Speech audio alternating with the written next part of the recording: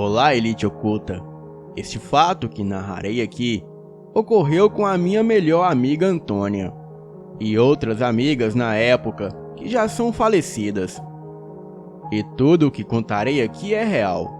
Agora vamos aos fatos. Quando cursávamos o colegial nos anos 90, naquela época existia a lenda da loira do banheiro, Maria Sangrenta, como muitos a chamam. A lenda da Maria Sangrenta, como se conhece hoje, é originária dos Estados Unidos, do século XX, conhecida por lá como Blood Mary. Existem diversas versões desta lenda urbana, mas todas têm em comum a morte trágica de uma mulher chamada Mary. Em uma das versões, disse que Mary foi assassinada por motivos passionais. Já em outra, a jovem teria sofrido com os horrores da Segunda Grande Guerra. Em comum, todas afirmam que caso alguém repita Blood Mary 3 vezes diante de um espelho, uma mulher ensanguentada aparecerá e arrancará os seus olhos. Antônia, alguns amigos e eu pesquisamos sobre essa lenda. Então, resolvemos fazer o teste no banheiro da escola. Nós acendemos velas e cada uma de nós chamou a Maria Sangrenta por 3 vezes. Porém, nada aconteceu naquela tarde. Então, uma das amigas, que se chamava Carla, sugeriu que nós voltássemos na escola no período da noite. Eu e um amigo, como éramos muito medrosos, não topamos. Mas as outras garotas foram e assim fizeram. Naquele dia, quando a escola liberou os alunos do turno da noite, as garotas entraram no colégio e se esconderam lá. E quando foi meia-noite e já não havia mais movimentação no colégio, as garotas foram até o banheiro realizar o ritual na frente do espelho. Estava Antônia, Carla, a sua prima Augusta e a Bruna. Cada uma parou em frente ao espelho e chamou pela Maria Sangrenta por 3 vezes. Nada de estranho aconteceu, porém, o clima do banheiro ficou muito gelado. Era como se elas estivessem dentro de um freezer. Então, as garotas pularam o muro do colégio e foram embora para casa. Antônia já até havia esquecido deste ritual, mas notamos que a Carla não aparecia no colégio há um bom tempo. Perguntamos à prima da Carla, a Augusta, o porquê da ausência da prima. A Augusta descobriu que a prima estava ficando louca. Ela dizia ver vultos em casa e sempre que parava na frente do espelho, a sua imagem começava a se deformar, como se ela estivesse morta. A Carla era roqueira e as suas bandas preferidas daquela época eram Stone Temple Pilots, Nirvana e Ramones. Mas em especial, ela amava o Nirvana. E no dia 5 de abril de 1994, Kurt Cobain, vocalista do Nirvana, havia tirado a própria vida. E todos nós imaginamos que a Carla ficou muito deprimida. E no dia 7 de abril daquele mesmo ano, a Carla tirou a própria vida. Ela colocou uma corda no pescoço e se jogou de uma árvore nos fundos de sua casa. Ficamos todas tristes com o acontecimento, e até então não ligamos nada disso ao sobrenatural. Um certo dia, a Augusta teve um sonho que ela e a Bruna estavam tomando banho em um rio, e havia várias pessoas ali e todos se divertiam. No sonho, A Augusta viu o reflexo da Bruna na água, mas aquele reflexo foi tomando a forma de uma mulher deformada. E quando a Augusta chamou a Bruna para avisar, aquela coisa puxou a Bruna para o fundo do rio. A Augusta contou o sonho para nós e atribuiu tudo isso que estava acontecendo com o ritual da Maria Sangrenta. Eu só sei que as garotas não ligaram muito, e muito menos eu.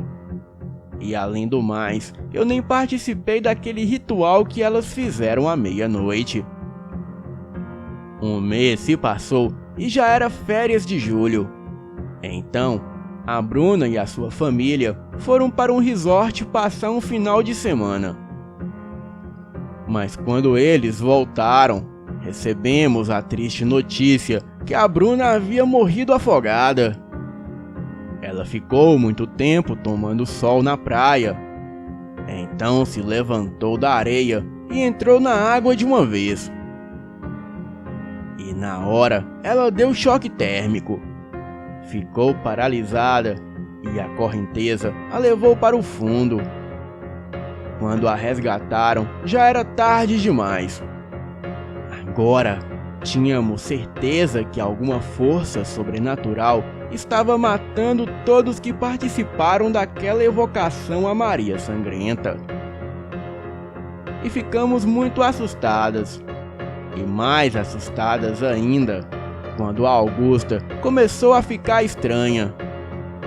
Ela dizia que estava vendo vultos nos espelhos e até mesmo via o reflexo de uma mulher toda ensanguentada, cortando os pulsos com um caco de vidro nas mãos. Eu já sabia que aquele era tipo um sintoma de que algo ruim aconteceria. Estávamos apavoradas, mas nunca imaginamos que aconteceria algo de ruim com a Augusta. Ela sempre ia de carro para a escola com uma amiga que era a sua vizinha, e era a mãe da garota que levava elas para a escola, já que ambas moravam um pouco longe. A Augusta sempre ia no banco de trás do veículo, mas naquele dia, a sua amiga foi no banco de trás do carro e a Augusta foi na frente. O carro foi cortado por um ônibus, e como o motorista do ônibus não viu o motoqueiro, ele bateu no motoqueiro de lado e ele caiu no meio da pista. A motorista do carro que estava a Augusta, para não passar por cima do motoqueiro com o carro, ela jogou o carro para a lateral da pista. E o mesmo bateu em cheio na mureta de concreto. E todos ficaram bem. Mas a Augusta, como estava sem cinto, ela foi arremessada para fora do carro e morreu poucos minutos depois. A sua morte não foi devido à queda, e sim pelo fato do vidro do carro ter cortado a artéria do pescoço dela. Bem, agora sim, 3 dos nossos amigos haviam morrido de forma bizarra. A única viva era a Antônia, mas a sua mãe, como frequentava terreiro, ela logo viu que a filha estava em perigo, porque a mesma relatava ver vultos por toda a casa, e principalmente nos lugares onde haviam espelhos. Com muito medo, a mãe de Antônia resolveu se mudar daquela casa. Antônia e sua família tinham se mudado recentemente para a sua atual residência, mas as coisas estranhas continuaram a ocorrer. Antônia trabalhava com a mãe em uma loja de artigos religiosos. E a primeira ocorrência estranha foi quando Antônia saiu para trabalhar. E ao chegar em casa, encontrou o espelho todo quebrado e ela achou muito estranho, pois não havia ninguém em sua casa. E o espelho ficava numa posição que dificilmente tombaria. No segundo acontecimento estranho, estavam todos dormindo na casa, quando um barulho alto foi ouvido. Quando Antônia e a sua família foram verificar o que havia ocorrido, viram que a janela de vidro tinha se quebrado. Porém, estava com um sinal de uma cacetada pro lado de dentro, como se de dentro da casa alguém tivesse atingido a janela, mas não havia ninguém lá. Na terceira ocorrência anormal, uma das irmãs de Antônia estava na sala, e quando a menina começou a ouvir batidas na porta do quarto que estava trancado, quando a garota contou o fato à sua mãe, a mãe até pensou ser o cachorro do vizinho fazendo barulho, mas a sua filha afirmou que não era o cão e que não havia ninguém ali. Dias depois, numa noite em que Antônia estava no terreiro de candomblé, uma irmã lhe fez uma revelação, dizendo que era um demônio que estava agindo em sua casa e que naquela mesma noite Oxum enviaria um protetor para tirar o mal da residência. E assim que Antônia e a sua mãe chegaram em casa, elas sentiram algo diferente, uma presença espiritual muito boa. Elas perceberam que lá no quintal da casa havia um gato preto. Então, elas entenderam que o gato era o protetor enviado por Oxum. Porém, no outro dia cedo, o gato foi encontrado decapitado nos fundos do quintal. E todos ficaram horrorizados com a cena. E os acontecimentos estranhos voltaram a acontecer na casa. Enquanto Antônia tomava banho, o vidro do forno do fogão da cozinha se quebrou misteriosamente, estilhaçando-se por completo. E o mais estranho é que não havia muita explicação para isso, pois o forno do fogão não era usado pela família, pois eles usavam somente o forno elétrico. Todos os acontecimentos bizarros daquela casa estavam relacionados a espelhos. Então, a sua família chegou à conclusão que o ritual que Antônia e os amigos fizeram atraíram uma entidade que estava agindo de acordo com a personalidade da Maria Sangrenta. Depois de muitos passes e muita oração, os eventos sobrenaturais pararam. Mas até os dias de hoje, essa amiga ainda escuta vozes e vê vultos. E quando isso começa a acontecer, ela vai até o terreiro e toma uns passes. Essa entidade já apareceu para ela em sonho, e a mesma tem a aparência de uma mulher de cabelos negros escorridos, um vestido branco rasgado e encharcado de sangue. A entidade sempre tenta se aproximar com um olhar de fúria, mas Antônia começa a rezar e aquilo se afasta.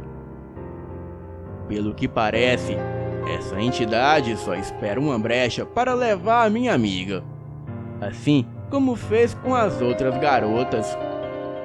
Graças a Deus, eu não participei dessa brincadeira naquela noite. E pelo menos comigo, particularmente, nunca ocorreu nada desse tipo. Mas já me ocorreu algumas experiências sobrenaturais envolvendo OVNIs. E eu trarei num próximo relato. Boa noite.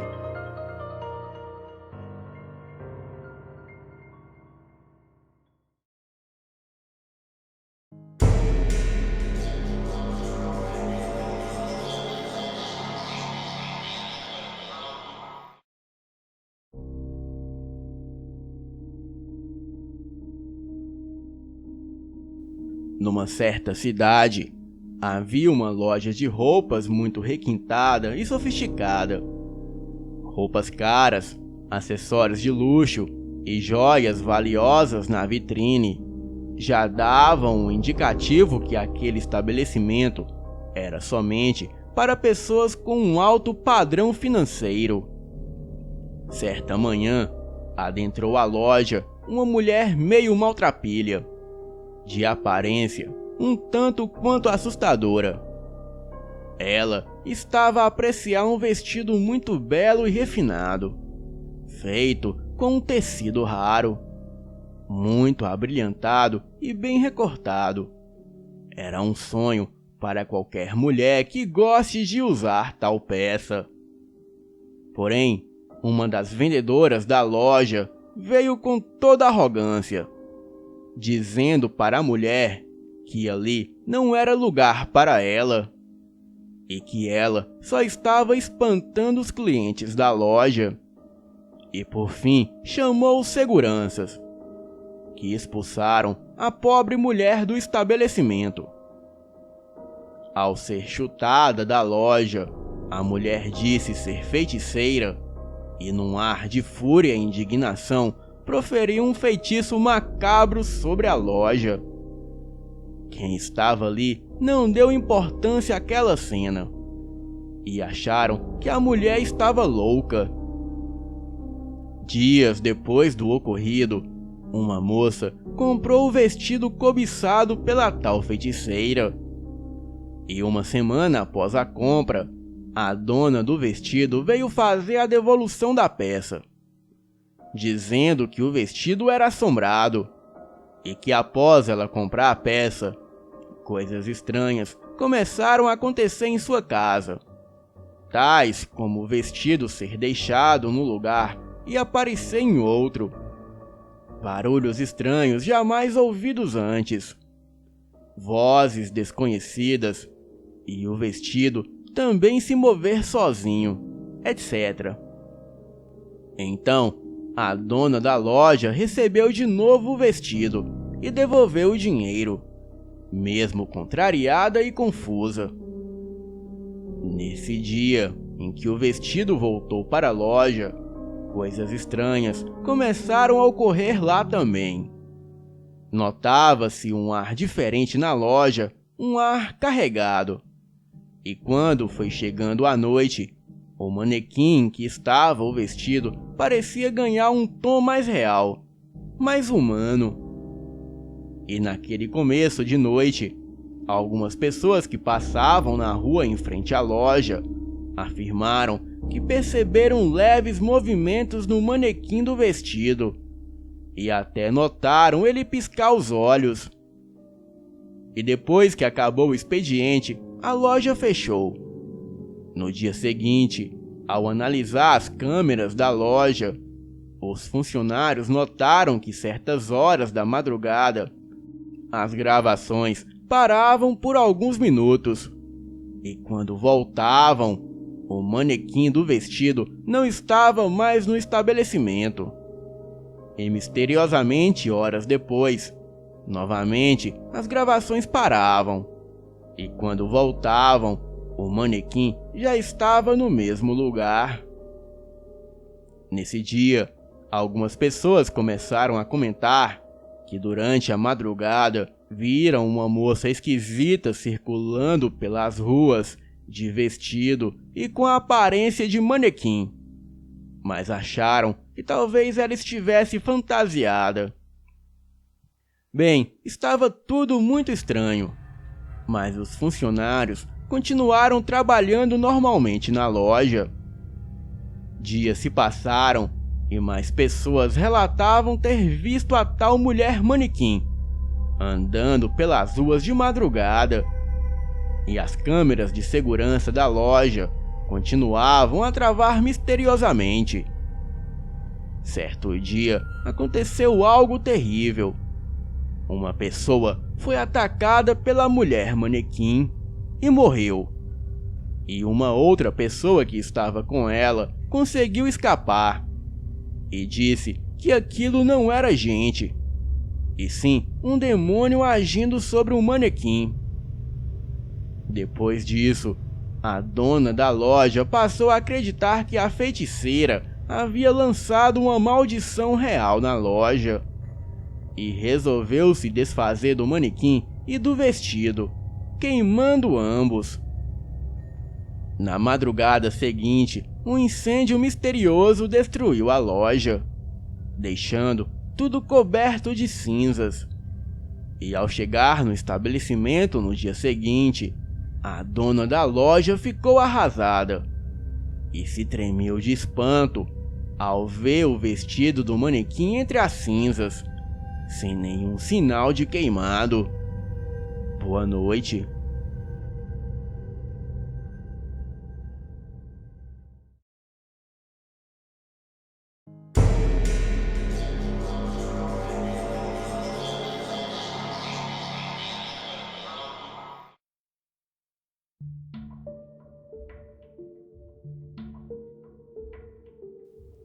Olá, me chamo Carlos e sou inscrito no canal há algum tempo e gosto muito dos conteúdos deste canal.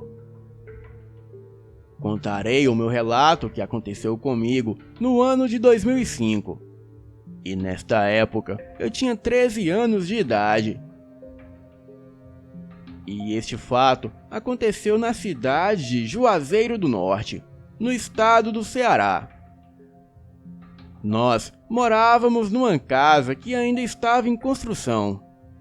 Tinha a cozinha, que era onde nós dormia, e o quarto, que tinha só as paredes. Bem, a casa não tinha teto, e o restante da casa ainda estava construindo. Portanto, eu vou chamar de quintal.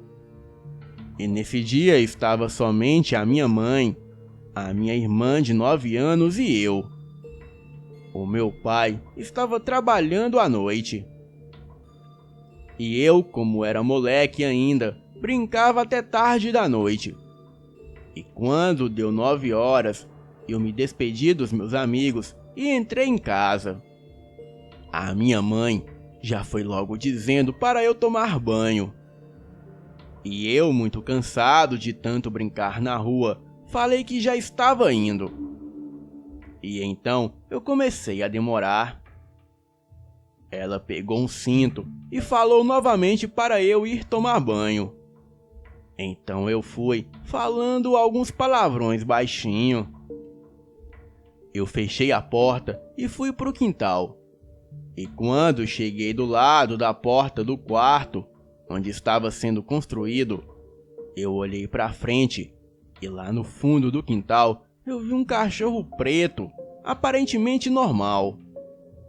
Porém, nós não criávamos cachorro algum. Então, olhei fixamente para ele. E eu pude ver aquele cachorro entrando dentro do chão. E ficou só aquela sombra no chão em forma de um círculo.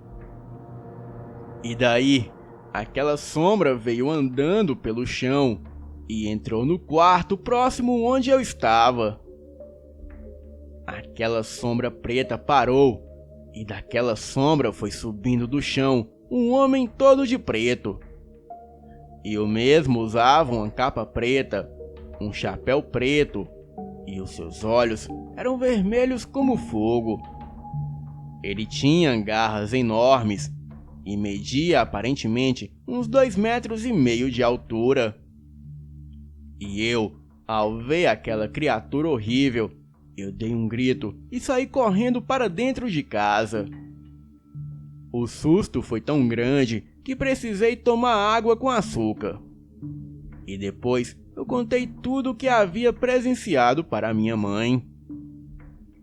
O meu pai chegou por volta de meia-noite, e então fomos todos dormir. Naquele tempo, nós não tínhamos o tal chamado abajur.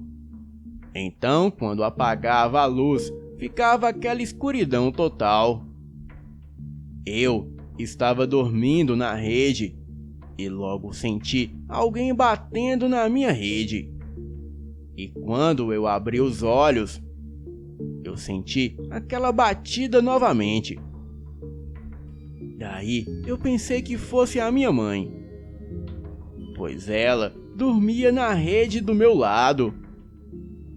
Mas quando abri a rede para ver quem era, eu vi, em meio àquela escuridão, 2 olhos enormes. e aqueles olhos eram vermelhos como fogo. O meu coração quase parou de tanto medo. Então eu senti a minha rede subindo até o teto, e foi aí que eu gritei pela minha mãe. E quando ela acordou, ela logo acendeu a luz. Contei para ela o pavor que havia passado, e naquela noite eu não consegui dormir novamente. Bem, eu sei que tudo que presenciei naquele dia é a mais absoluta verdade. E hoje eu conto para vocês esse relato. Boa noite.